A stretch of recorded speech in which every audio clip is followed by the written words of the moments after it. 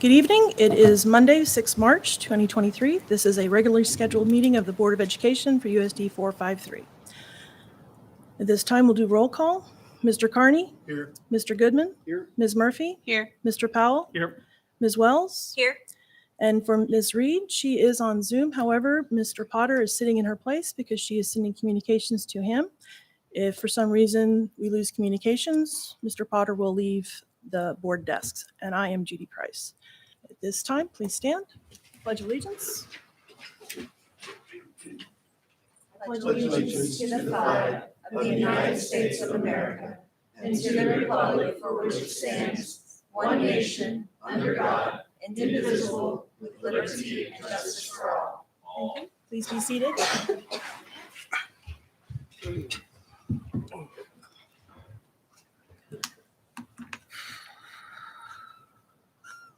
All right, Dr. Roth, district mission statement. Yes, it's to prepare every student for success in every classroom every day. All right, thank you. Item 1.4, adoption of the agenda. I'd like to make a motion to approve the agenda as it's been presented to us. Second. All right, we have a motion by Ms. Murphy, a second by Mr. Goodman to accept the agenda as presented. All of those in favor? And Ms. Reed? Nothing to report yet. 6-1. 6-1. Okay, she's The an absence is a vote no. All right, item 2, consideration of the 2021-2022 financial audit report. That is Ms. Lynn. Good evening. Appreciate a few moments of your agenda tonight to convey to you the results of the audit.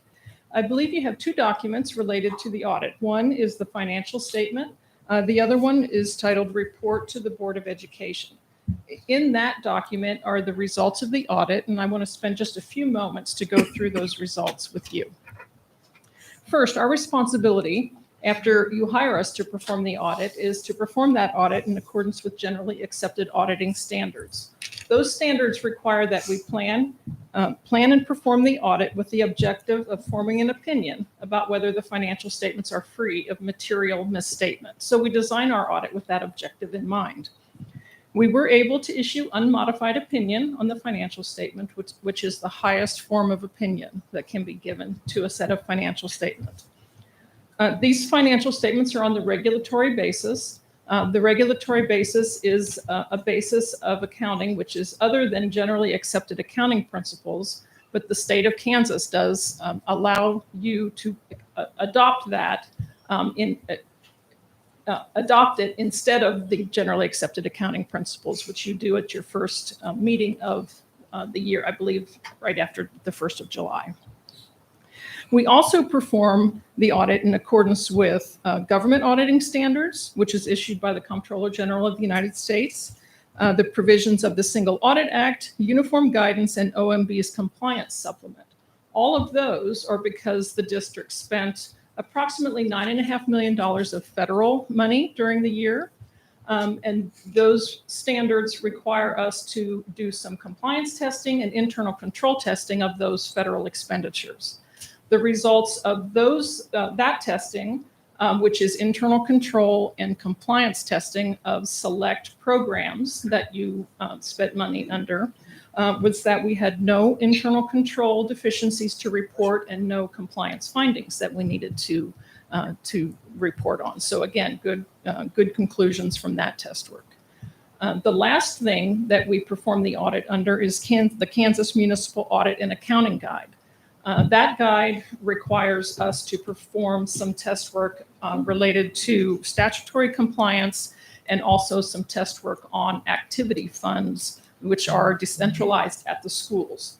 And so we performed that test work and again did not identify any findings that we needed to report in that area.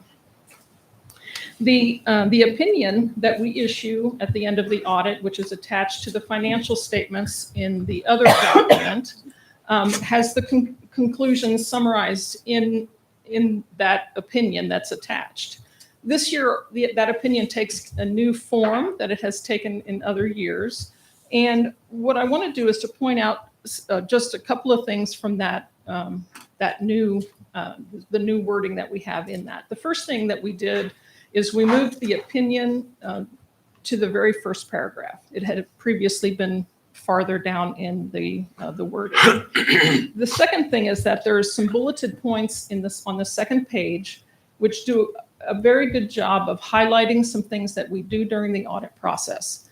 And I want to take just a little bit of time to just read through those, because I think they are important things for you as a board to understand about the things that we do during the audit process. And I'm just going to read them very briefly to you. In performing an audit in accordance with generally accepted auditing standards and government auditing standards, we exercise professional judgment and maintain professional skepticism throughout the audit. We identify and assess the risks of material misstatement to the financial statement, whether due to fraud or error, and design and perform audit procedures responsive to those risks. We obtain an understanding of internal control relevant to the audit in order to design audit procedures that are appropriate in the circumstances. We evaluate the appropriateness of accounting policies used and the reasonableness of significant accounting estimates made by management, as well as evaluate the overall presentation of the financial statements. And we conclude whether in our judgment there are any conditions or events that would raise doubt about whether the district could continue to operate for a reasonable period of time, which we always use the 1 year period to be the period of time that we assess. So all of those things we've always done as a part of our audit, but we've bulleted them now in the opinion. And I think it's important for you to understand that those are all things that are as a part of the audit process, in addition to the testing of the numbers and the things that we do related to the disclosures and the financial statement pieces of information that are in the financial statements. If there were any items in any of those areas, accounting policies, estimates, any of those things that I mentioned there that were of concern or weren't consistently applied, or were things that we saw that we believed would be important for you as a board to be aware of, we would bring those to your attention, and we would let you know what those concerns of ours were. We did not have anything that we identified during the audit that were of concern in any of those areas, so nothing that we need to point out to you in any of those areas. We would bring to your attention if we had any audit adjustments that we identified during the audit process, and we did not have any of those. Also, if we had any difficulties dealing with management, or if we had disagreements about any matters related to the audit, related to accounting matters, auditing matters, anything like that, we would make sure to let you know about that. We had quite the opposite, as I'm sure you would expect. We were able to get through the audit process very smoothly because of Ms. Maddox and her team, very prepared for us, provided information for us in a timely manner, and we were able to receive everything we needed, and we got through the audit very efficiently. So we do appreciate all the hard work that the team went through for us, and we appreciate that. A couple other things that I want to point out in this report to the Board of Education. There is on page 2 just an acknowledgement here. It's in the section that's called Departure from the Auditor Standard Report. There is just an acknowledgement here that because of the regulatory basis that you are using, rather than generally accepted accounting principles, we do have some paragraphs in the opinion that talk about that. And so we pointed out in this letter too, we do consider that to be an adverse opinion related to generally accepted accounting principles, but it is unmodified for regulatory. So it sounds a little odd when you hear it that way, but it is normal when you have that regulatory basis. And so we do point that out here to make you aware of that. The last item is the letter that is on district letterhead that is at the back of this packet. These are things that are represented to us during the audit process about the financial statements and about various things related to the audit. All of the things that are in this letter are just important pieces related to the financial statements that we believe you as a board should be knowledgeable about as you read through the financial statements. So we encourage you to read through this letter. We hope that it helps you understand the financials as you read through those and helps you with your fiduciary responsibility towards financial accounting matters. So we encourage you to read through that letter, ask us any questions that you might have when you read through that, and just take some time. It's a long letter. There's a lot of information in there, but please ask us any questions if you do have any related to that. So the conclusions from the audit are all very positive with an unmodified opinion and no findings that needed to be reported. So I would open for any questions that anyone might have. Thank you for your work. Anyone? Okay, thanks, Ms. Lynn. Thank you. Thank you. Thank you. Take a bow, Beth. Yeah. Yes, thank you. Do you need a motion to accept the approval of the To report? accept the audit Yep, report. so Madam President, I move that we accept the audit report as presented for the year 2022. Second. okay.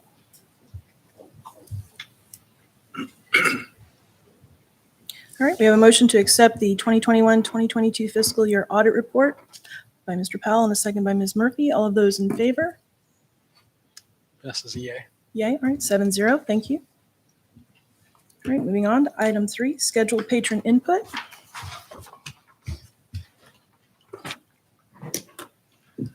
We are pleased you have joined us tonight to celebrate student and staff achievement, hear informational presentations and reports, and observe consideration of policy decisions and administrative recommendations specific to the Leavenworth Unified School District. We set aside time at each regularly scheduled board meeting to hear from the public. Comments should address board policies or the procedures our administrators established to carry out those policies, as opposed to individual complaints to investigate and resolve. Please understand that while board members will listen to and carefully consider all your comments, board members will not immediately respond to questions either verbally or through gestures. For example, raising hands in response to questions, nor will they engage in dialogue of answer and response during the patron input time this evening. This is not an appropriate time or place for patrons to make comments of a personal nature about any district employee or student by name. Persons making comments which violate the privacy rights of district employees or students will be asked to terminate their remarks. If speakers have concerns specific to an individual student or staff member, please make an appointment with the superintendent. Those concerns will be documented and shared with the board. Each patron is reminded they have 3 minutes to speak and will be given notice when 15 seconds remain. If a group is in attendance with the same interest, we ask that a spokesperson be appointed to deliver the group's message. As a unified board committed to desired outcomes for our school community, we ask that comments not be directed at individual board members, but addressed to the board as a whole. Thank you for taking time to address the district business and policies with the board. And this evening, our first patron input is Courtney Ricard.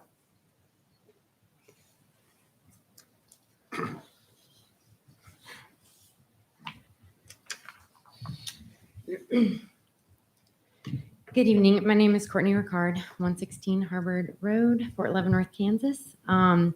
David Brewer, student's parent. Some of you may know me as the David Brewer PTO president, your kids cheer coach, FRG leader, or former Girl Scout leader. But today I'm here as a concerned and completely disgusted mother of a student attending a Leavenworth school. A student that would be the first to offer you help if she saw you in distress, even knowing the vile things that have been said and done. A sweet girl who would gladly extend a hug or kind word if she sensed you were feeling down. A religious girl who chose to get baptized this summer despite her parents being non-believers. Her courageousness and fierce spirit is something the cowards I'm referring to today should be envious of, especially for someone who goes into a school solely to locate ammunition for their negative political agenda.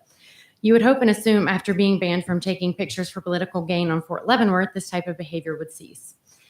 After volunteering at the school, I quickly discovered outstanding political leaders volunteering alongside me, including former board president and our current mayor. I wondered why certain people never came, but now I'm elated that their visits are a rarity. The immature behavior of a certain board member is unprofessional to say the least, and quite frankly, I'm embarrassed she represents us. Being a board member is supposed to be a partisan position. They're invincible and they know they will never be any repercussions. How do we stop this? Political leaders should not be allowed to take pictures of students' artwork they are so proud of. It's truly despicable, and if my daughter knew, she would be devastated with how it was displayed in a negative manner. I feel horrified for any student who has to matriculate in USD 453 with our current representative and board member in any leadership positions. I'm proud of the artwork she made for the young Michaelas of the world who have two moms and young Jordans struggling with their gender identity or sexuality. Her inclusive message could quite literally save lives and is strongly encouraged in our home. The loss of a beloved administrator due to attacks from elected officials has left David Brewer in turmoil with behaviors on the rise and staff turnover at an alarming rate. At the end of the day, we need to ask ourselves, how are we going to stop politicians and board members with negative agendas from going into our schools and from using our students' work for their political gain? What will be done to protect our children from these predators? The representative must be banned from all district grounds. He could have put the students and staff at risk. The Board of Education wants a parent's voice. This is it. I demand board members' resignation as it is her job to protect our children she's supposed to be serving and for allowing this to happen. I grew up in the South, raised around the same closed-minded opinions displayed. We can do better. We can change. We deserve better. And most importantly, the students of 453 deserve better. Thank you. Thank you. Jamie McGee.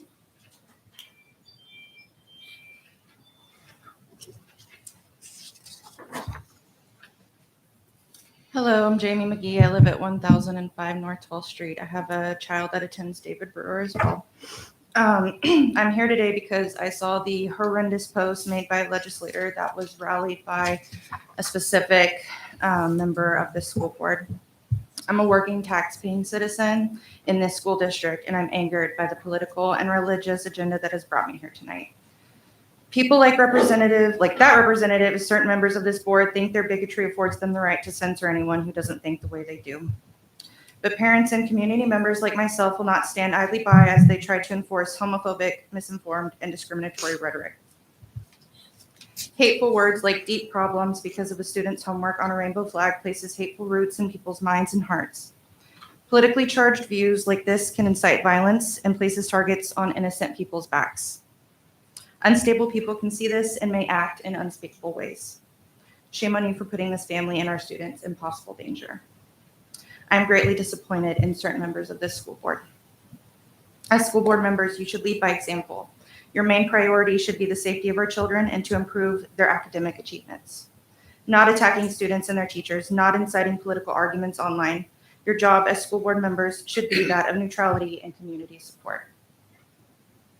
Censorship deprives students and teachers the knowledge and confidence to create critical thinking skills, and it stifles the important conversations that we must have about our marginalized communities. Censorship sets a dangerous precedent, it breeds intolerance, and it has no place here at David Brewer. The students in this school deserve to learn empathy, compassion, and understanding. We are all now aware that some of you have mislaid plans for our children's education, and we clearly hear the message that you're sending to our students and to your constituents. Any superintendent that also wants to represent the school district must represent us all equally. Thank you. Okay, thank you. Randy Bond.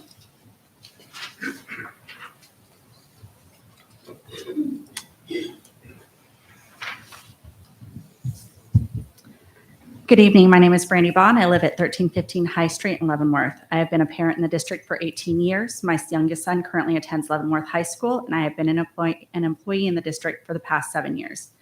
At the end of January, a board member and local politician toured my building, David Brewer. They came into the library where myself and Deanna Brown Reif worked and took pictures of the book display we had about people who had persevered in their lives. The display tied into our character trait that month, perseverance. Both of these individuals posted about their visit to their respective school board and state representative Facebook pages. They posted a picture of the book display, but to promote their own political agenda, they cropped the top of the display and focused on the books in the display. Books about Cesar Chavez, Misty Copeland, Ada Lovelace, Temple Grandin, Ruth Bader Ginsburg, and Claudette Colvin, to name a few. The comment our local politician made on his Facebook page under this picture was, quote, "Still some work to do at David Brewer, I think," end quote. My response to him is, you're correct. We have more work to do. There are more books we need to purchase that show people persevering, like our students who come from a myriad of diverse families and with unique experiences. While in the library, they also took photos of student work that was hanging on the wall. The assignment was for 3rd and 4th graders to draw what you would want your library to look like. Seeing what these 3rd and 4th grade students drew truly made me proud to be a pioneer. These students showed what our character education is paying off. They drew pictures about being kind, about inclusion for all students, regardless of their race, their different abilities, or how they identify. In case you haven't seen it on Facebook, our local politician posted the picture he took of this artwork in his monthly newsletter and accused my building, my work family of indoctrinating students. This local politician is attacking our schools. What's even more disappointing is one of our very own board members is joining this attack, someone who took an oath. They are trying to tear down what we have worked so hard to create, a safe, inclusive space for all of our students, just exactly what my 3rd and 4th graders so bravely and proudly drew. Our schools are not a place for these two individuals to twist things around to suit their political agenda. These individuals coming into our buildings pose a risk to our students. As a parent of a high school student, I am nervous that they could target my son next because his work may not align with their agenda. As school board members, it is your responsibility to protect our students and staff. You took an oath. If you are not going to uphold your oath, then you need to step down. Stop using our district to promote your political agenda. Thank you. Thank you. Mackenzie Allen.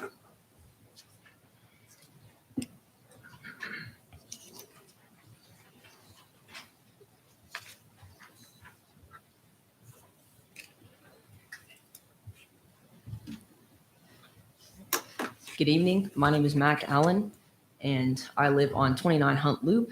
I am a student at Leavenworth High School. A study published by PubMed stated that 86% of transgender students have considered committing suicide. 56% of these students did attempt to commit suicide. This means that transgender students are 7.6 times more likely to turn to suicide than their peers. Due to the current political climate in the state of Kansas, as well as nationally, more transgender students are considering suicide than ever before. These are students in our district. These could be your children. If this school board truly cares about our students, we must work together to help transgender students feel comfortable and confident in the classroom environment. Today, I will be addressing the school board's current policy concerning transgender JRTC cadets' wear and appearance of the uniform. The current Cadet Command regulation states that this decision is up to the local school district, so it is up to you. The current school board regulation states that the uniform must comply with the gender marker in Power School. This forces cadets like me to wear a uniform that does not align with my gender identity. According to administration, the changing of the gender marker in Power School, you would have to change your sex on your birth certificate. This costs upwards of $100 and can take months to complete. To be completely honest, most transgender students do not have months. LGBTQ students are a protected class of citizens under federal law, and this policy could be subjected to unnecessary civil rights litigation. Not only is this policy discriminatory to the underadvantaged students of our district due to price, like price for changing birth certificate, this can also cause bullying. I have personally been harassed for my gender, and I have been told to harm myself because I am transgender. And wearing the incorrect uniform puts an unnecessary target on my back as a student at the high school. As a reputable cadet in the JRTC program, I believe that students deserve better in terms of accepting uniform policies. This, I can tell, is going to be a long night for the school board and for the community. But remember, please remember one thing. For the welfare and protection of our students, we must motion to amend this policy. Transgender students, You have 15 seconds remaining. transgender students, their families, and teachers are all across the entire district are all counting on it. Thank you. Thank you.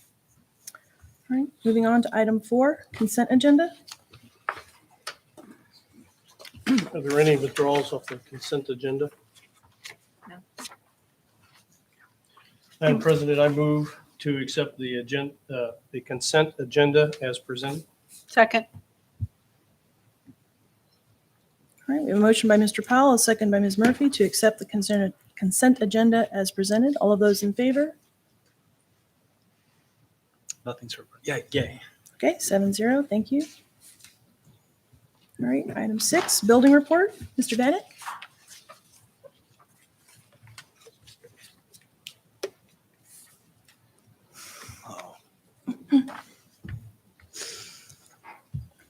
Mr. Vanek, who's your friend? This is Pioneer Pete. I know, On a but, stick. okay, on a stick, I'll talk to okay. him. I'll talk about why he's here as I go through my presentation. All right, thank you. Good evening, Board of Education, families, community members, and even students. Thank you for all being here tonight. Appreciate what you all do for our community and for our schools. High school is a big place, and I couldn't do it alone. So I want to introduce my administrative team. I didn't want to have them all be here tonight. So I put their names and kind of their faces on the presentation this evening. Stacy Cole, Kim Knight, and Teresa Carroll are the three ladies pictured in the top picture. And then the bottom, Mr. Kuntz, Brendan Olson, and myself are in that picture. Those pictures were from homecoming week. We had triplet day. So as admin, we try to have a little fun with kids too. So we dressed up, three of us wearing the gray shirts, three of us with the black shirts to see who wore it better. Let's have a little fun with kids too. But at the bottom, Katie Edwards is our public relations at the high school for secondary schools. And then I have to throw a shout out to DeQuan Walton, who is my administrative assistant. I include her on my team, and she really is a rock for me, does a ton of work behind the scenes. And I'm sure if you've ever called the high school, you've probably spoken to her at some point as well. So she's a phenomenal asset for me at the high school. I want to talk about some celebrations before I really kind of get into the meat of this presentation. Some of these things maybe you all are aware of, maybe some of them you are not. Boys cross country team in the fall, the entire team qualified for state. In our football season, we had several games where we were within one possession of having a very, very successful season and a completely different record than where we ended, but had a great season nonetheless. And Eddie McLaughlin was the offensive player of the year in our conference, which is quite a feat because we've got some really, really good schools in our conference. Sam Curtis just recently was named as the Greater Kansas City Football Coaches Association Scholar Athlete. We have not had one of those in at least 8 years. He is going to be getting a scholarship and invited to a banquet, I believe, next month. But that's a pretty good feat for our football program, but for him as a young man as well. Obviously, you probably know JROTC, the Raider team this past fall, won nationals again. That's 3 national championships here in about 5-6 years. So they continue to do great things for Sergeant Cogdill and Coach Schwartz do a phenomenal job. Push those kids to their maximum potential every year. We had 3 young ladies that were all-state choir selections, Alex Crum, Sydney Eakin, and Deja Renault. 2 of those are returning from last year's all-state and made all-state again this year. Nice little segue there for Deja. For those of you that follow The Voice, Deja was our own Leavenworth community representative that was on The Voice and went several weeks on The Voice. She represented herself very well, our Leavenworth high school community, and our entire community very well. Our girls wrestling team just a couple weekends ago finished 5th place overall at state. We had 2 state champions, and we had one also that was a medalist as well. Hannah Jackson and Avery Johnson were both state champions, and a name that some of you know. Jackie Goodman placed 6th. She unfortunately had a back injury, so kind of had to default in her last match, but I think she probably would have been 5th, but unfortunately with the injury had to default. So very good success for them. Hannah Jackson actually is our first female wrestler to have a 100-plus career wins. So that's a big feat if you follow wrestling all. She actually started a couple of years ago when COVID happened, so she had a limited season, didn't get to wrestle the number of matches where you would normally get. So in that shortened season, to still have 100-plus in her career is phenomenal. She will be wrestling, signed at Ottawa University, so she will be a college student athlete for us as well. Our girls bowling team here is a couple of weeks ago, entire team qualified for state. And about a week ago, we got news that Elizabeth Howell earned a 1 rating at the State Piano Festival. So there's just a few of the many great things. I could probably have 10 slides, honestly, about all the different celebrations that we have from the fall until now. But I try to limit it down there just to give you a good variety of a lot of the great things happening at Leavenworth High School. I started as principal a little over a year ago, and kind of in my vision of where do we want to go at Leavenworth High School. We're coming out of COVID. Where do we want to get to? And what is our focus to get there? So at Leavenworth High School, this is our focus. We focus on the 3 A's: attendance, attitude, and academics. As we believe those 3 components right there are going to make young ladies and young men, successful adults. All right. You see that posted throughout the building. We remind students daily that that is our focus, and that's what we have to try to get better at every single day. So with that, we get into some of the data. I'm a former math teacher, so data is one of those things. I love to study trends. I love to try to figure out what the data, what is the data telling us? How do we get better from the data? Or what have we done wrong to try to fix from that data? So we're going to go over several slides here of data. This is from the CAP assessments. Those of you who don't know what that is, Kansas assessment program. So our state assessments every single year for our sophomores and our juniors. This is data from last school year. We got it towards the end of last year in the summer. Our language arts department. As you can see, the green and the navy blue are our school and district. So that is grade 10. So that's going to match not every one of those. And then the light blue line at the bottom is the state average. I was super, super proud of my language arts staff, as well as my entire staff. Our language arts department exceeded the state scores last year. It's the first time we've done that since pre-COVID, and we have finally kind of rebounded and closed some of those gaps, narrowed those gaps, and we have our kids achieving at a higher rate than where they're at against the state. Super proud of our staff and what they've done there. Our math department, I don't know if you can see it or not, but they are slightly behind the state average, but we've made positive ground. Okay, we're 4 points right now behind the state, but a year prior to we were 8 points behind the state. And I want you to keep in mind, we've done that with a short staff. We've had an open math teaching position for over a year that we have not been able to fill. So to have short one staff member, increase class sizes, and you're still approaching that state standard, to me is great work. Grade 11 is our science scores at the bottom, and those are consistent with the state average. So we're doing a great job as far as the state assessments are concerned with our building data. Next couple of slides is our FastBridge data. What is FastBridge? That is our district assessment tool. So we do that in the fall, we do that in the winter, and we do that in the spring. And one of the things we like to look at is how are kids improving over time. So in doing that, you got to try to compare apples to apples. So that's why this is the data by cohort group. What do I mean by cohort group? We took last year's 8th grade class, and then we looked at their freshman scores from this fall. So we're kind of comparing, for the most part, that same student group. Obviously, in a transient community, we're going to get some kids that move in, some kids that move out. We're going to get maybe some military kids that are here that weren't here last year. So we can't compare 200 kids across the board and have the exact same 200 kids. But for the vast majority, we're comparing apples to apples here. As you can see, from the 8th grade to the 9th grade year, plus 12% in that fall assessment. Those freshmen last year, they're sophomores this year, a 1% gain. Sophomores that are juniors now, 2% gain, and juniors to seniors, 3% gain. Every single grade level, folks, is increasing. We're trying to get better every single day, and that's proving we're getting better every day and every year. As Dr. Rose said earlier, we're preparing students every single day.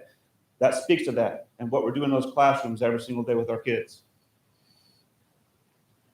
Our language arts data. So the same cohort groups with our language arts data now. 7% gain, 2% gain, 3% gain, and a 1% gain. Once again, every single cohort group has shown an increase in how they're performing. Very proud of my staff, very proud of the work that they're doing. We talk about another data measure, that being our ACT. So there's another one that gets put out there and that our kids work at. The Kansas average is a 20.4. We're not quite there yet, but we're getting there. Last year, our average score for the high school was 20.1. The year prior to that, we were 0.6 behind. Now we're 0.3. We're approaching it. We've still got work ahead of us, as we know that, but we're approaching it. We're getting better. Our kids are a product of what we're doing every day in the classroom. Finally, our semester 1 GPAs. As you can see, as kids kind of grow up and mature, those GPAs increase, right? But as freshmen, semester 1, 2.66. Sophomore, semester 1, 2.72. Juniors, 2.86. Seniors, a 3.12. That's a pretty significant average for a senior class. It's great work. What I will say with all those data points, you can see a lot of increases. You can see a lot of great gains, and in some cases, we're above the state average. Folks, we have a phenomenal staff. I've got a phenomenal administrative team at the high school. I've got a phenomenal staff at the high school. And I will tell you that work didn't start in grade 9. I'm proud of that data, and I'm proud to present that data on behalf of everybody in K through 8 as well, because they were a part of that educational journey for those kids. That didn't start in grade 9. They started learning those things years ago in classrooms. It's a journey, it's a process. So all those educators in those elementaries and middle schools and intermediates, I appreciate the great work they're doing with our students to get them high school ready so we can keep taking them and pushing them hopefully a little farther as well. So hats off to really our district staff and all of our administrators in the district for the work they've done. We talked about the focus, so what's the goal, right? Here are the 3 A's we're focused on. Why are we focusing on that? Where do we want them to go? Well, here's the goals. It's 3 E's. We want every single one of our graduates to be employed, enlisted, or enrolled. Because after high school, that's where they should be getting and working towards is in the working world, right? And being citizens. So those are our goals. Let's talk about progress with those goals. Are we post-secondary prepared? Are we getting kids ready? We talked about the data increasing, but how are they ready? How do we know? Well, our graduation rate increased 3% last year. So from the 21 group to the 22 group, we had a 3% increase in our graduation rate, which is significant. We had 42 seniors that graduated already at semester this year. We had 13 fifth-year senior graduates. Sometimes roadblocks get in the way that are sometimes uncontrolled. But we don't quit on kids. We allow fifth-year seniors to come back and complete if they have the desire to come back and earn that diploma. Since the end of May last year until now, we've had 13 of those kids actually complete that diploma so they can go on to a trade school, a community college, or do something else to fulfill their future, which is great. We've got 118 seniors that are currently on early release for college or career experience. What does that mean on early release? That means they're on track for graduation, and maybe they only have 2 or 3 classes that they have to have for the graduation requirement. So they come to school on a partial day schedule. So the other half of their day, maybe they can get a job, maybe they can do internships, maybe they are taking college classes. But that's what that means for the college and career experience. We've got 118 of them to go along with the 42 semester graduates. Our students enrolled in PCC, that's our Pioneer Career Center. So those are a lot of our trades where they're getting certifications, hopefully, and working towards those things. We had 73 enrolled first semester. We've got 56 this semester. I know that looks kind of, why'd they drop off? Well, go back to what I just said about the number of semester graduates. And then those that are on early release that are already kind of out working and doing things for college credit. So that's why that number drops off a little bit in the second semester. We had 10 community internships in the first semester. In the fall, we give our ACT Work Keys assessment. We had 45 of 50 students receive their NCRC certificate. And that is their National Career Readiness Certificate. It's being recognized in jobs and industries. 45 of those 50 kids that took that assessment earned a different level with that certificate. We just had last week 204 juniors complete the state-funded ACT. So our junior class is, I think, 289 students. We had 204 of them take that state ACT last week.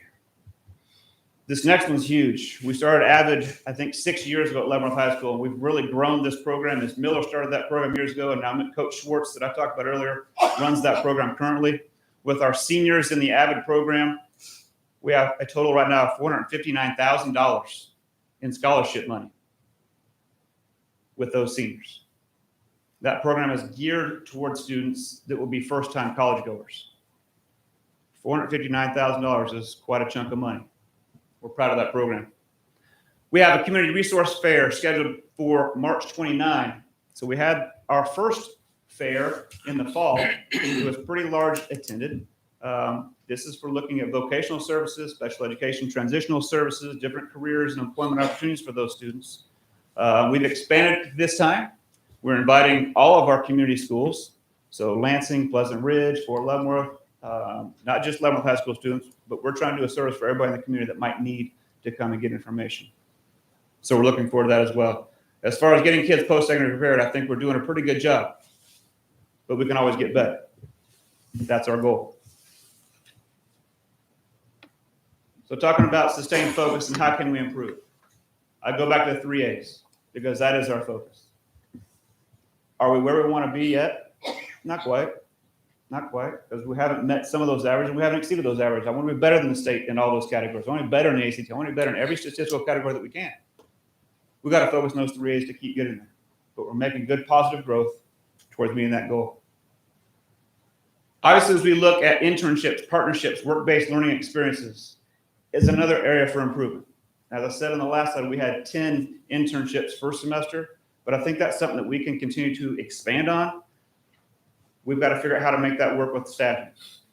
But I think we can try to reach out and try to find more partnerships and more internships for our students to have that work-based experience as we move forward. All right, so that's where this little guy comes in. As I took over as building principal, it was coming off of COVID. I know the culture coming out of COVID, everybody had a lot of unknowns about school, about community, just about in general, right? A lot of crazy times we worked through. So how can we improve our culture, right? Because culture wins. People want to come be a part of something that's positive. I went and bought this little guy. And as silly as it looks, it's become something with our staff that puts a smile on staff members' faces. Every week, our administrative team meets and we talk about who do we believe should earn Staff Member of the Week rights. And with that Staff Member of the Week comes a sacred trophy on the stick here of Little Pioneer Pete. So they get to hang on to that in their classroom for the week and kind of brag to their students as to why they got selected. As you can see from a lot of those pictures and a lot of the smiles, it puts smiles on a lot of faces when they earn that crazy looking little doll that has evolved from a crazy little doll to, as you see, there's a lot of different things stuck on it now and put on the thing now, because it seems like every time it comes back from their staff member, they add some element from what they do. I've got a little biology cell on there. I've got a novel. I've got a course guide from our counselor. They all kind of stick something new on there because they want to put their stamp on the doll before it travels to the next location. But we truly believe as an administrative team, the high school culture wins. And we try to have fun with what we do. And we try to honor our staff that have truly stepped up and done something more than just the normal. They went out of their way to go beyond for our kids. Because at the end of the day, it's about our kids. It's about our students learning and achieving. So there's a small sample of some pictures.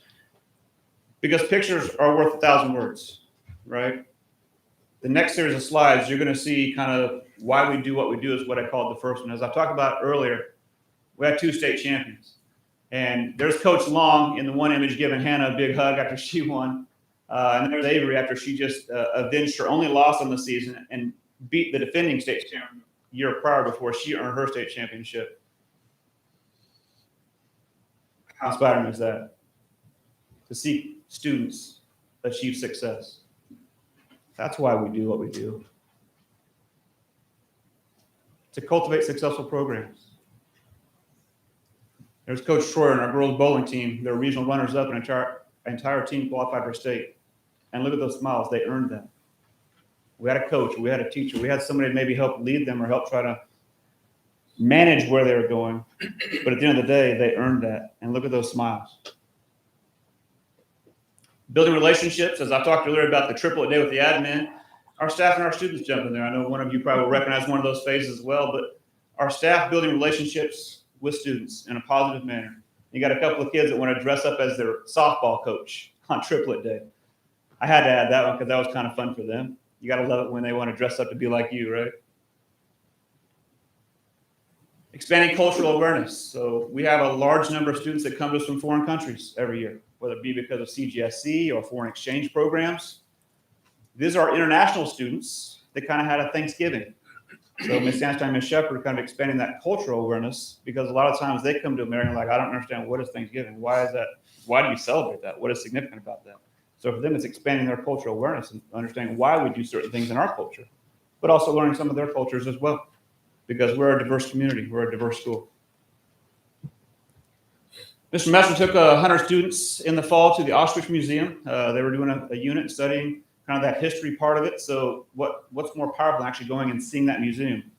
So when you can read everything you want to read about it, when you see things firsthand, like I said earlier, that picture's worth 1,000 words versus maybe just reading about it. Some kids want to see it and how it came to life. Very powerful for those kids to go see that museum on that day, on that field trip. Once again, more than a field trip, our DECA students went to Washington, D.C. for business, for a DECA trip. But mixed in with that trip, they went and saw the Library of Congress in Washington, D.C. I can tell you firsthand, I've been here for quite a few years. I've never gotten to see that. Some of our kids just got to go experience something that is very historic. Pretty powerful for those kids. It's not just a field trip when they go on these things. We're going to providing opportunities. Like I talked earlier with our AVID program, this is actually our stole ceremony from last spring before graduation, where we present them with their stoles for graduation, the class of 22. So thank you, Ms. Schwartz Miller and Mrs. Smith, for their work with that program. Like I said earlier, $459,000 is where we're at right now. We're not done yet because that was literally $409 about 2 weeks ago. So I got my update yesterday. I was like, holy moly, another $50,000 scholarship awarded. You know, there's no business like show business, right? We've got a great theater program going on. So thank you to Ms. Pluvier and members of our theater program. I had to throw that in there because they do a great job, put on some great performances. If you have not been out and seen one of our productions, highly encourage you to come out sometime and see one. Our kids do a phenomenal job. Everything we do within that theater, we do in-house as well. Those kids do it. All right. We don't go buy sets and go buy costumes. We build sets in-house. We make costumes in-house. We're not buying that stuff. Our kids are making it. Very powerful program. Achieving milestones, our Raiders National Championship. A whole lot of kids and coaches that went out and celebrated yet another national championship with our Raiders program. Looking forward to this spring when they go to Daytona Beach and see what they can do. But we also had 12 of our students qualify for nationals that are part of our rifle team as well. So awesome program. A lot of great experiences for them. It's not just a high school thing like I talked about earlier. It's a phenomenal staff in this district. And we don't just do it alone at the high school. All right, we network out with our other schools as well. We went last week and put on a CTE fair at Warren to showcase before they pre-enroll a lot of the programs we have at the high school. So our middle school students kind of know what we have to offer and maybe something that might interest them to get enrolled in as they start looking at that post-secondary preparedness and what program or what career maybe do I want to get into down the road. We don't stop there because homecoming week, we sent some high school students with some coaches and leadership down to the elementary schools and middle schools also to promote spirit. We believe it's important to give back. And community service is key. We're all pioneers in this district, not just at the high school. And we've got to cultivate that. We've all got to be pioneers and win this together to take these kids from pre-K until they walk across the stage in May and graduate and make them the best young men and young women they can be for whatever their future has in store for them. With that, I'm almost to the end of mine, so I got a little goodbye slide here. But homecoming parade, thank you, Ms. Longberg, who put that all together. But that's always a fun time. Thank you for everybody that comes out and watches that. It's awesome downtown community where it belongs. And it's fun to see our kids involved in that and all the staff members involved in that as well. As my students here every single day, make it a great day or not. The choice is yours. For you all, I challenge you with make it a great evening or not. The choice is yours. Thank you all for giving me the opportunity to be here this evening and share some information about the high school and a lot of the great things that we have going on. Have any questions? Any questions for Mr. Vanek? Thank you for pretty- reconfirming everything that we try to give praise for every time we meet here. Thank you. Thank you. That was powerful work, Mr. Vanek. Keep it up. Thank you. Thank you. Thank you. All right, moving on to item 7, the 2023-2024 staff handbooks. This is a first read, so if you see anything, please let Amy or myself know, and we'll take into consideration or make whatever changes and get back out to the board. When would you like, what is the suspense for This all one comments? will be for a final read or approval in the April board meeting. So if we could have something by that end of that first week in April, would be before that first Friday, so we could turn around and get it back out. All right, so first Friday in April. All right. Thanks, Dr. Rowe. And you said to yourself or Amy? Correct. Yes. Amy Sloan. Okay, thank you. All right, moving on to item 8, consideration of crucial conversations. This is Dr. Rebecca Varvel and Amy Jo Troyer is presenting this to the board, which we believe will help for retention and recruitment of staff. And so I'll turn it over to the two of them.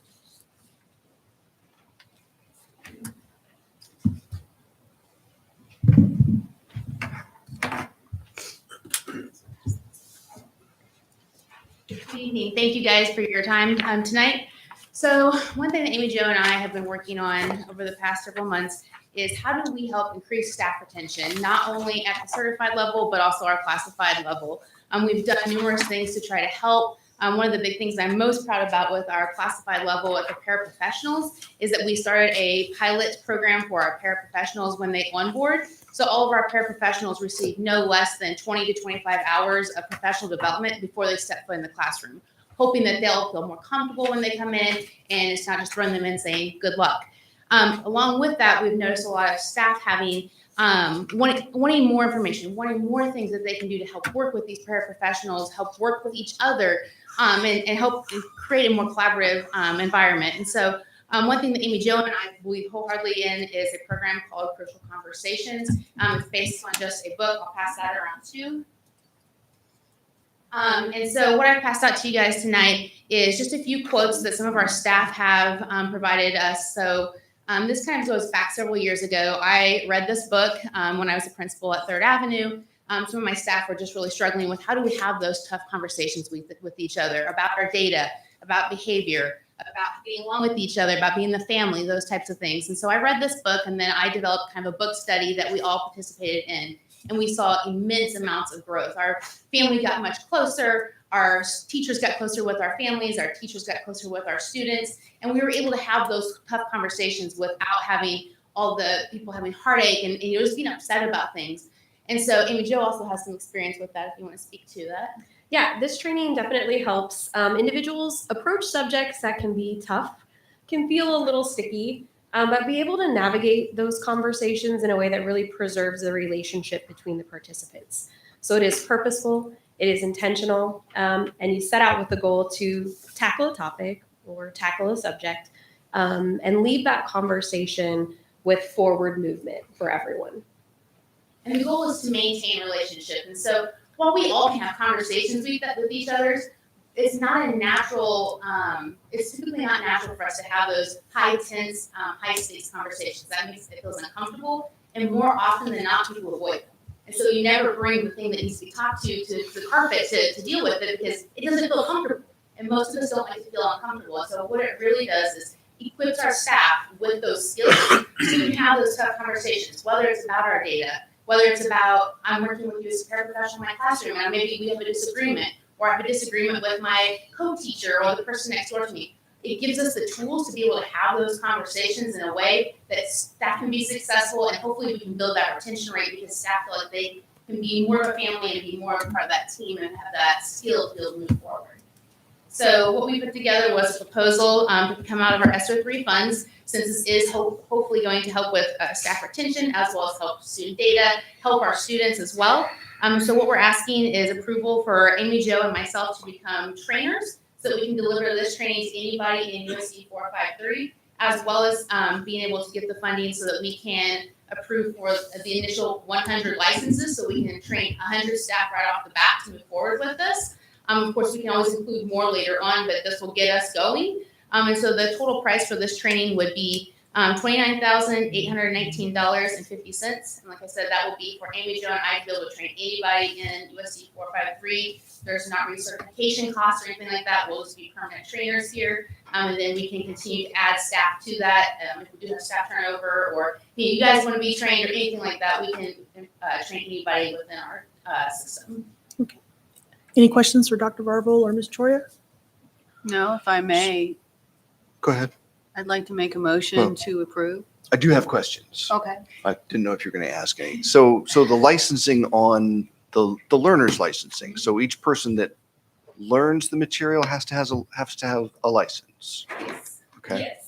So what the company will do is provide us with materials. There's a couple that, if I could quickly run over, I would grab. But there is cue cards as conversation remembrance or reminders. They get the full book. They also get a workbook and an additional conversation starter guide. So it does provide the materials for those individuals.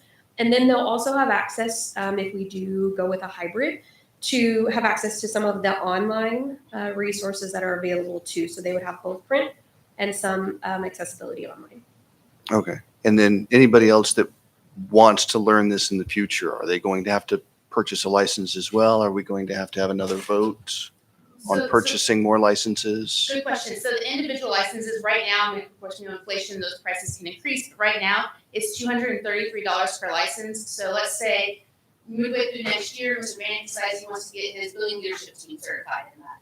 Then he would purchase those additional licenses, whether it's his building budget, teaching and learning, whoever decides to purchase those, and we can certify those individuals as well. Okay, who's getting these Good licenses? question. So our hopes is to start off with school administrators, looking at our coaching staff because they're having those conversations on a daily basis. And then looking at a lot of our special ed staff because not only are our special ed staff having those conversations about data, where our special ed staff are also supervising paraprofessionals. And that's one thing our teaching prep programs do not teach is how do you supervise individuals and how those conversations. So we're trying to give them some additional skills so that they can support those classified staff as needed.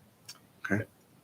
And these are those materials I was speaking about. So just briefly, view book, workbook, your actual book, and then cue cards. That's a takeaway for each individual.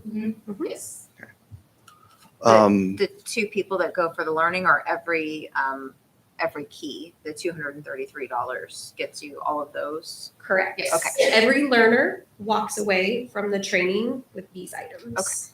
I mean, you're basically train the trainers. Correct. Correct. So we'll have 100 of those sitting in the shelf, ready to train. Right. Correct. And Okay. as soon as Amy Jo and I, so once you guys will approve that tonight, Amy Jo and I will get on being certified. So our hope would be by this summer, we're rolling people out through this training and getting people trained. So stuff does not sit on the shelf. We want to get this out into the hands because as you can kind of read into the quotes, this is stuff that teachers want. They are asking for this kind of training. And then once they're licensed, so you two would be licensed for life? Is that how that works? Yep. So there's no recertification or anything of that nature? Correct. And none for the learners as well, correct? Correct. We're the trainers and they are the learners. They have the material. Our other piece that we put in the proposal is our hope to continue to. It's not just that you sit here for a day or two, get the training, and you're out. Like we intend to send out frequent reminders and just having that resource. So hey, you need to have a conversation. You want to practice it with one of us first to be able to get some tips. We're there to help support. So it's not just say, hey, forget about it. This is on the shelf. We want that continual reminder to staff and challenging staff to use those materials. So that would be something, because conceivably you would want to do this on a annual basis or a semi-annual basis. So what we hope to bring back from these 100 learner licenses is our success story to you. So what this investment has brought forward for our team, the individuals, as Dr. Varvel had shared, just some of what they've shared as positive outcomes from that, to be able to continue this if it's successful. We believe it will be, but. So just to clarify, because I think I heard a little question there. Once you train these 100, they are then trainers too. So if you have 20 in each building, No, so they would not be trainers. They're just going to know how to utilize. they're just going to know how to utilize it. Correct. Okay, Now, so that's not to mean that they can say, hey, this is what I'm doing, and just try to bolster that with them, but they are not actual trainers. okay, so depending on the demand, that could be a lot of training for 2 trainers. Is there a plan put in motion to where you can get additional trainers? I would say if this is extremely successful and we see the need for it, that's what we can always come back to you guys for. Absolutely. Okay. No, you're going to be trainers, even though there's no update, because these are just really tools. Stephen Covey's got all kinds of resources. Are you still tapped into their network because they come up with things that are proven in the field every year? I mean, that's why he's so successful. Absolutely. They add us to their list. And so any updates that they have, we continually get all those updated materials, handouts, updates to the programming, and they send those out. And just recently they added a school kind of lane to it. So we get access to school specific, like they have a hospital specific, they have general. So as they add more information and more things within their research, they will share all that with us. Approximately how long does the training take to be the trainer? So typically it's about a 2-day. 16 it is hours. a hybrid of in-person, and then we are required to do what pretty much amounts to like a capstone type demonstration of our ability to successfully train. And that, once that's completed, that's when we would be certified as trainers. Okay, thank you. Because we're trying to make sure that we're giving our teachers and our administrators academic credit, if you will, or that they can use as they build their professional resume. Will this go on their record? So this would be validated as a professional development event, and that would be something that they could add to their professional development transcript for licensure renewal and so on. And they also get a certificate of completion and add that to the resume as here's another skill that I have. And then what is the avenue for staff to say, hey, I want to participate in this, or do they have to wait to be selected? Right now, we are looking at a pilot. So if you would approve, we would look to start within our special education team, kind of piggybacking off of the success of our para onboarding pilot, to provide some additional training for our teachers who are supervising our paraprofessionals, and as well as our instructional team. So our consultants in special education who are providing a lot of one-on-one coaching, working with our teaching teams and our administrators. But we would love to be able to open it up to more staff, yes. So we would certainly welcome individuals to reach out to us if they had that specific interest, if we don't reach out to them first. Have you considered including our counselors, since they deal with all the students every day? It's almost like he was in the I know. Yes. Absolutely. Yes. Any individual who has high stakes conversations, we believe that's every staff member. But there certainly are individuals who have those with more frequency, more frequently throughout the day with more people.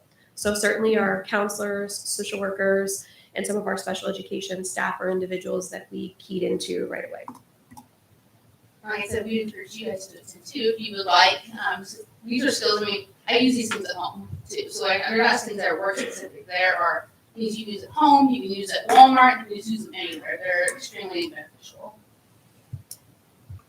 Any further questions? I'd like to make a motion to approve the purchase of critical conversations for the training and to train 100 people, basically is what it is, for the amount of $29,819.50, and it's going to be paid out of our ESSER 3 funds.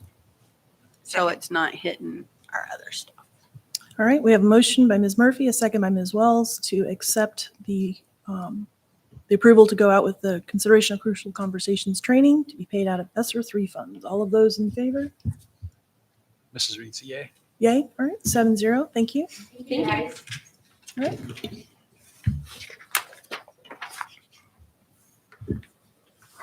All right, moving on to item 9, clarification of misinformation. And I'm going to read a prepared statement.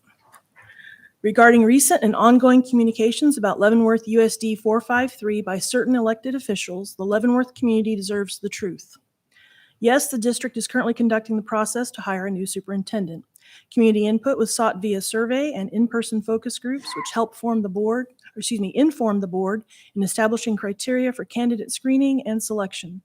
The board conducted interviews 27 and 28 February and 1 and 2 March 2023 with prospective qualified candidates. Dr. Roth announced his plans to retire from Leavenworth USD 453 effective 1 January 2024. However, his announcement was for a long-planned retirement and is not in reaction to anything else. Dr. Roth is well regarded by a majority of the board and was offered an extended contract. Additionally, Dr. Roth will continue to serve the district through December 23 once the new superintendent joins the district in July of 2023. Neither of those actions indicate the board is actively trying to dismiss or force his exit. Quite the contrary. Thank you. Item number 10, superintendent report. Dr. Roth? Mrs. Price. I'm sorry. Mrs. Reed, thanks you for the clarification. All right. Dr. Roth? Yes, a couple of things. One, where we are at on the strategic plan. So one of the things Jake and I were finalizing a final slide deck of what all of the information that was gathered through all of the entities that provided information. We will get that out to you as a board. We are also going to convene our cabinet and some principals to start narrowing that down and really trying to dissect that to get you an understanding of what we see in that data. Then once we get that, what our intent is to get with Ms. Price, get a work session going to where we could start that next phase with the school board, because I think you as a group or an entity are the most important, one of the most important starts to where we're at with that. And so our plan is to start with the school board, go back to the staff, go back to the patrons, include students, just like we did, but in a more narrowed focus to really make sure what we are seeing or showing is what you, the board, you as the board, the community, the staff all see as well. So we can continually narrow that down and have that ready. Just as an FYI, this would be our second strategic plan process since I've been here.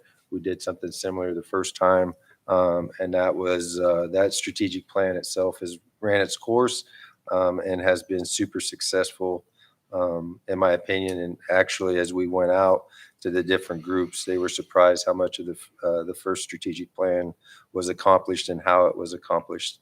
Secondly, the foundation has their breakfast on Wednesday at 7 a.m. at the high school gym. Sadly enough, that will be my last breakfast with them. So Katie has carved out a short, brief message for me to do. And I'm going to reiterate a lot of what James said tonight, because one of the things that foundation is made up of are people that support public education, people that have given time, effort, and dollars to our staff to add programs, successful programs for our students, to support as we move forward with different things. The foundation has been crucial, and they've been good partners in my 9 years here. And I look forward to passing that information on to your next superintendent as well, because partnerships are what create success, and I'm a firm believer in that. The thing I want to reiterate in that, it's not all the time that we agree on everything, but if we agree on what's best for students, what's best for staff, usually turns out what's best for the community. And I hope to be able to display that on Wednesday in a very short period of time. But some of the things that James talked about tonight was extremely powerful. I'm going to give you a number because I know some of you are interested in one of the things James talked about was our partnership with Pioneer Career Center, which is the two things that I'm probably the most proud of in my tenure here, outside of building relationships with a great staff, is the Pioneer Career Center and our Early Childhood Center, because I think those are two backbones of successes that we have had as a district over the last 9 years. One of the things that was a true compelling thing, not only the enrollment that James mentioned tonight, but since 2019, 2020, you've had 143 individuals that obtain certificates in our programs, whether it be CNA, electrical, HVAC, those types of things. That's changing lives of students. That's giving opportunities for communities. That's providing a tax base for our economy. That's powerful. I think when Ms. Bourne gave her presentation on the Early Childhood Center, you see the effects of that.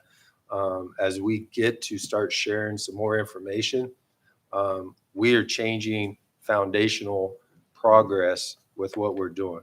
I say we, I get to say we, but it's truly the staff that's done that. It's been your support of those types of programs. It's been your support to move those forward. And so I'm excited to see the data. I'm excited to see is that, trust me, after I'm gone, I'm going to continue to look at that, because I think that that's a true foundation of change. We've talked about continually to do the same things over and over, you get the same results. We've changed what we're doing over and over. We've changed the Early Childhood Center. You changed the demographics of each of our elementaries. You've created an intermediate center. You've created a middle school with space and time and effort with collaboration spaces. And you created an atmosphere at the high school where culture could be developed. You did that as a board, a progressive board that had students first. And so those are the types of things I want to try to get across in less than 5 minutes at the foundation breakfast. I know it's going to be hard, but Katie said she'd kick me off the stage if I went longer than that. So I wanted you as a board to kind of get a preview of what my intent is, because I think the foundation needs to understand the things that they've supported have come to fruition, to life, and it's been something that's been extremely positive. And if you're really bored tomorrow night, I'm also presenting to the city council or the city commission tomorrow night. So I'm excited to represent the district as my quarterly reports for the city are starting to dwindle down. I do cherish those because I think the partnership with the city and what Mr. Kramer and the commission have done for our community has been very good. So without further ado, I exceeded my time. All right. Thanks, Dr. Rowe. I'd like to make a comment. I was the chair of the vocational training committee in 2001. And we went through 4 superintendents before Dr. Roth got here. And it was through his hard work and diligence that we got that career center, which was a powerful thing for the community. And I hope everybody is appreciative of that. There's a lot of kids I focused back at that time in 2001. It seemed like some people thought everybody was going to go to college. Well, they're not, obviously. And this program is great for the community, great for the kids. It's all because of Dr. Rowe. All right. Thank you, Mr. Kern. Moving on to item 11, executive session for matters affecting a student. I think How we long? need 10 minutes. 10 minutes, okay. Can we have a bio break? Please. Yes, so we'll do a 5-minute bio break up front and 10 after, so 15 total. Mhm. So 11, 17. 15. No, 15 would be 26. Madam President, I move we go into executive session to discuss non-elected personnel pursuant to the exception under the Kansas Open Meeting Act. First one. Oh, wait, this one. I thought I said that. That's what I expecting a student. Yeah, mine's I'll wrong. start it again. Sorry, mine's wrong.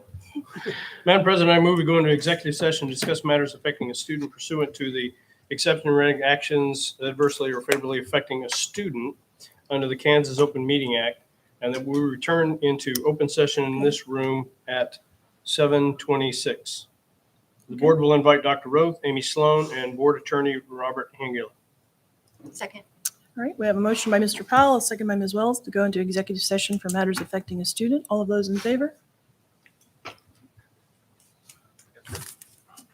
All right, we'll go 6-1.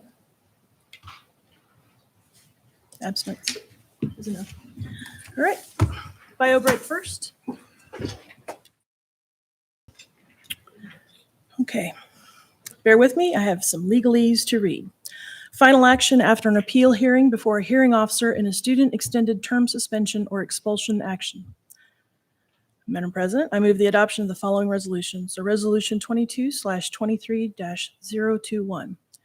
Whereas pursuant to a hearing under the provisions of KSA 72-6114 et sec, the hearing officer recommended that a student be suspended for an extended term or expelled from February 2nd, 2023 through December 20th, 2023, with the stipulation that the student be able to return early on a probationary status. And whereas the student or the student's parents or legal guardians, if the student is under age 18, timely appealed the decision of the hearing officer to the board. And whereas an appeal hearing before a hearing officer appointed by the board was held on Tuesday, February 21st, 2023. And whereas the hearing officer who heard the appeal submitted a written opinion containing findings of fact and conclusions in this matter and recommended allow the student to return on October 17, 2023 on a probationary status. Whereas the board has received no additional evidence in this matter, now therefore be it resolved that the findings and conclusion of the appellate hearing officer be adopted by the board and that the extended term suspension or expulsion of the student in this matter be affirmed. That's the motion. A second? Second. All right, we have the motion by myself and a second by Ms. Murphy. All of those in favor? Nay, because she couldn't hear the audio. Okay, 6-1.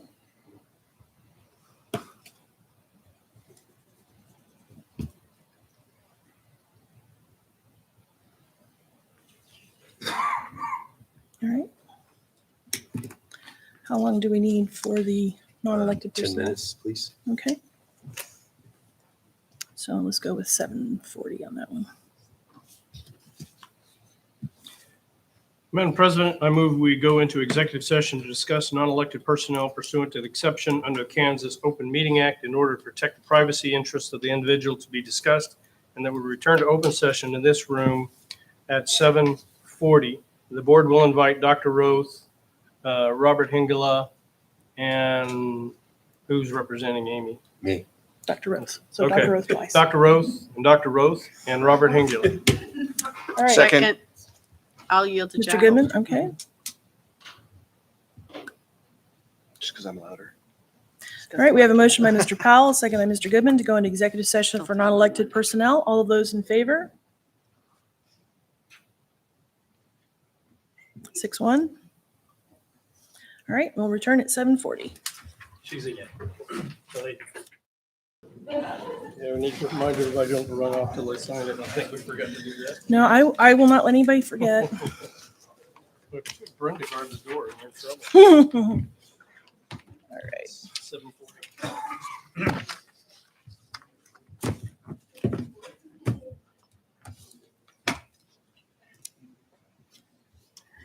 Okay, moving on. Let's see, executive session for non-elected personnel. Madam President, I move that we accept the staffing report as presented. Second. Danielle. Okay, we have a motion by Mr. Powell, a second by Ms. Wells to accept the staffing report as presented. All of those in favor? Nay. Okay, thank you. This is a big one, sorry. So I'd like to announce that the board has selected and offered a contract to Dr. Kellen Adams to be the next superintendent for USD 453 for the 2023-24 and the 2024-25 school years. Second. Okay, motion by Price, second by Wells for Dr. Kellen Adams as the next superintendent. All of those in favor? Mrs. Reed is a nay. Okay, 5-2, thank you.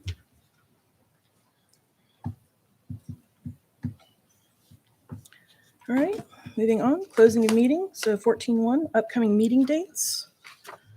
Just to remind everyone, this week is a lot of not school, but if your children are, go see your teachers, talk to them on the parent-teacher conferences on the 8th and the 9th. It's no school on the, no school for spring break next week, 13th through the 17th. Gosh, how many days are all crazy. And the 29th is a half day of school. So March is pretty short, moving fast towards graduation. And I know it will come sooner than we know. The next non-working holiday on the 7th, no school for April 7th. And the next board meeting will be 10 April. All right, item 14.2, unscheduled patron input. Just a reminder to all of you that there's a 3-minute limit, and I will give you a heads up when you have 15 seconds remaining. So first one, sorry.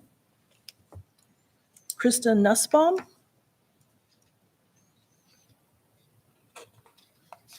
Krista Nussbaum. Okay. Moving on, PJ Wells.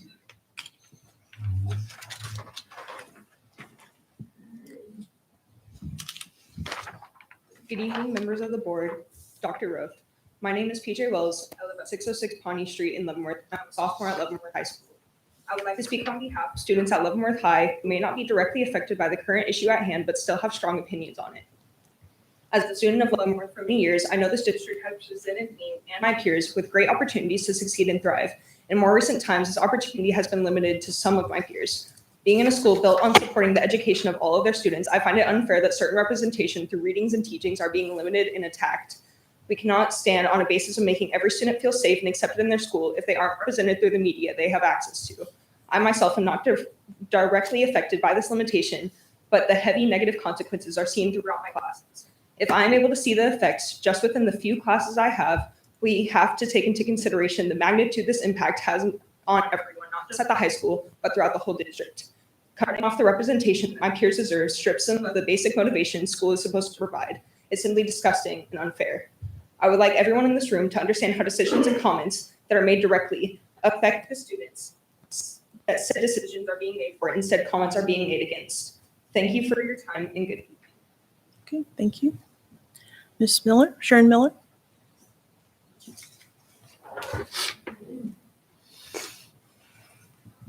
Good evening. My name is Sharon Miller. I'm the high school librarian and LNEA Association president. I just wanted to say that the librarians and the library as a whole, all buildings are supportive of the community, especially when you're there to work with us and not politicize what we do. I think it's important too that the community knows the libraries operate under the same sort of standards that all teachers do. We have state standards and national standards that we have to follow that include what we buy and what we teach when we have lessons in the library. The libraries in our buildings are often homes to our students. They're where we gather for meals, they're where we gather to cry, where we gather to celebrate. And we want to ensure to our students that that's not going to change. And we also want to, say to our students, we're going to continue to fight to make sure that you have representation in all the media in all its forms. On the LNEA side, it's been a long year. It's been a rough year at the high school and other buildings. Spring break is looking really, really good. So we want to wish you guys a good spring break, a restful break to all of the staff, students. Be safe, enjoy. They get a few days longer than we do. But anyway, thank you guys. Have a great break, and we'll see you in April. All right, thank you. All right, board member comments. Jake, I'll preface, and if Ms. Reed is going to send you anything, I'll come back around. Mr. Goodman? Nothing. Okay. Ms. Murphy? Great job at the high school. Of course, again, as Mr. Vanek said, it's still a reflection of all our other schools. My granddaughter moved back home with her mom and enrolled into the Early Childhood Education Center. And I had a message from her. She's 4. She had a message to give you all. This is the bestest school ever. This is a child who cried every day in Florida because she had to go to another pre-K there. Every day she gets up, jumping out of bed. When can I eat my breakfast? When can I eat my lunch and get to my afternoon class? So she is enjoying every single moment of everything she does at that Early Childhood Center. So again, kudos to Stephanie Bourne and all the staff there with that. And of course, kudos to all of us on the board on helping build it. We always said things, if we build them, they will come. Beth, great job. You and your team. Another amazing year with that report. Really, truly appreciate it. And I just want to go ahead and make a quick comment. We had 4 outstanding candidates that came forward to us with our interviews. The one thing the public does not have privy to are those interviews. And there were great things about all the candidates, but there were some things about one candidate I preferred a little bit more. It wasn't anything personal. It definitely wasn't anything political. It had more to do about experience than it did anything else. None of us see the world through the same lens. We're not cookie cutters, so we're not going to think alike like homes. So please understand that as well. And it's the board that still elected the new superintendent. So there's not going to be division because 1 or 2 voted against it. Speaking for myself, there's not. I will work with him just like I worked with Dr. Roth all these years. And spring break starts Wednesday. Hey, be safe, please. Thank you. All right, thank you, Ms. Murphy. Mr. Carney? Well, I'm sure there's people in the community think that at the end of the day, people just jump out of here and go home and look forward to the next day sometimes. But I just wanted to commend Beth Maddox and what's your name, Brenda? Brenda Shoemaker for helping out with the interview process last week. It was a lot of long hours and a lot of work, extra work, and they just went above and beyond. So I'll take you out to dinner sometime, y'all. All right. We'll be your wait staff. Ms. Wells? First, I'd just like to say that I'm very pleased to have Dr. Adams come in. As a parent in this district for many years, we have had less than quality people in that position. Dr. Roth has set a high bar. A lot of people don't remember prior to Dr. Roth. Dr. Adams is right there, guys. I appreciate anybody that reached out with their comments. I apologize to people that didn't realize that the decision was not being talked about tonight, that the decision had already been made and an offer was done. So if for some reason we do this again, please send your comments as soon as you have comments. Don't hold them. I'm very pleased that Dr. Adams agreed to take on our journey. And I hope that we very quickly become a more unified board and a solid ship going forward. I think a fresh set of eyes that haven't been looking at the same issues for the last 9 years and dealt through a pandemic is going to be a good rejuvenation, not only for our staff, but for our families and for us board members as well. That being said, I'm very disappointed that not all of us were here tonight and not all of us participated in a manner that seemed open to the public. I hope that if anybody is not wanting to continue in the public, to have questions asked of them and to address our patrons, that they step down from the board. I understand there are illnesses, but an illness every couple months doesn't seem acceptable. And I'm done. Okay, thank you. Mr. Potter, any comment? All right, I'll take that as a pass. Mr. Powell? Yeah, one thing I want to talk about the selection process for the superintendent, because I think it's something that needs to be clarified so it doesn't get misconstrued in the future. The board had to have a consensus. That doesn't mean you voted for. It just meant this was the grouping of 1 and 2, et cetera, of potential candidates in a rank order of our preferences. You have to have that before you can go tell somebody, we want you to jerk your life around and want to go back to your board and say, hey, I'm out of here. That's a serious decision on the part of that individual. So there was no secret vote. There was no behind the doors machinations that went on. This is a normal part of the process. We could have arrived here tonight and everybody on this board made a completely different decision. And guess what? We just start over in the process of selection again, and as painful as that would be. So I just want to set the record straight. There's no secret voting, secret machinations. It's really a normal part of the process. And the final vote was tonight, not 4 days ago. And so just to make that clear. Second thing is, I think that we got a great candidate. There were 4 just really amazing superintendents. And when we talked to KSAB as they went out to look and to try to pick people, those weren't the only 4. And what is amazing, and it goes to you all in this district, is that we had superintendents really wanting to compete for this. And we got 4 really good candidates. There are some school districts out there that they're lucky if they get 2 candidates. I want you to think about that. We had 4 incredible ones, but there were a total of 12. 17 applications. 17 applications. That's because of where they believe our school district has come from, but more importantly, where they think it's going to go. And it's going to be because of you all in the staff, you know, our educators that we have. And I just think it's an amazing witness to where we are right now. We're at the cusp of going out and doing even greater things.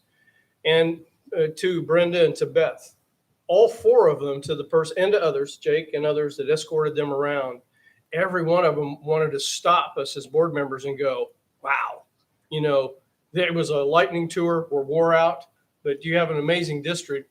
But more importantly, we had great representation that talked them through that process and made it a professional reception. So they went away knowing that this was a good school district, and those of you who participated in making this work and for us to be able to select a superintendent. You did a great job. You really did. So thank you. And I want to throw out there that if you didn't go to the play this weekend, you missed a really good one. And that our theater troupe did exceptionally well. That's it.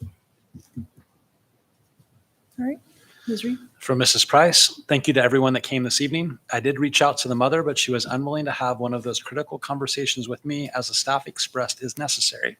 It is necessary to have a healthy community. I have only missed 2 meetings in more than 20, which is not every other month. Thank you.